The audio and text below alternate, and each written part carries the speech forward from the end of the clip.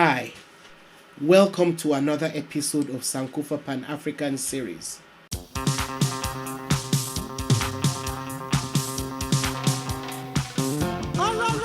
You've been doing a lot of work on women's issues, access to legal justice, child marriage, electoral reforms, and so on. So please share some of your work in this area with us. I started working on child marriage issues when I was placed at the University of Cape Town as a fellow, where I was conducting research to see what kind of mechanisms that NGOs throughout the Southern African region have in place in order to combat child marriage. And as we know, child marriage is a global phenomenon that impacts millions of girls annually.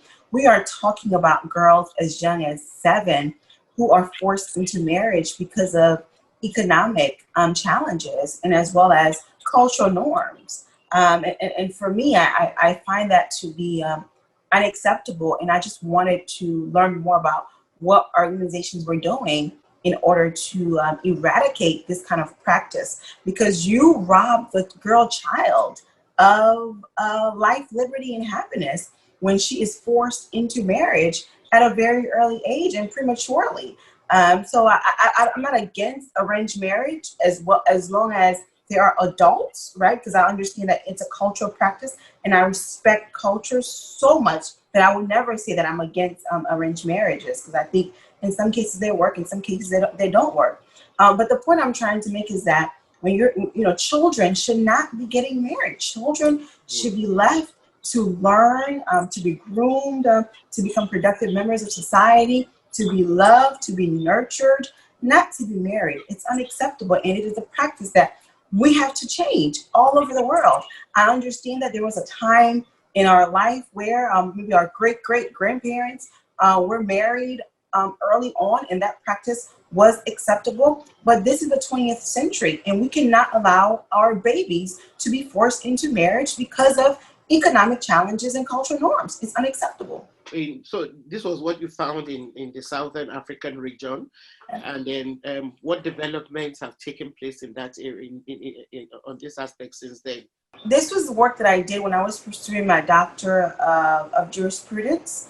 I know that a lot of the countries throughout the region have amended their constitutions to increase the age of child marriage. But what you have is you have the Summary law? Customary law. And that's often the challenge, right? And then you also have folks in the village who they live a different kind of lifestyle. They don't adhere to the country's constitution. So it's ensuring that those people, regardless of where they are provided with the resources. And most importantly, we need to provide women and families with opportunities, because when you have nothing, right, you don't have access to some of your most basic necessities, child marriage then becomes very appealing. I can see how it happens, but it's nonetheless unacceptable. And I think that the government, the legal profession, the private sector, and everyone must work together to ensure those practices are completely eradicated throughout the African continent. And even right here in the United States, child marriage is a problem in the United States. Yeah. I'm completely against that.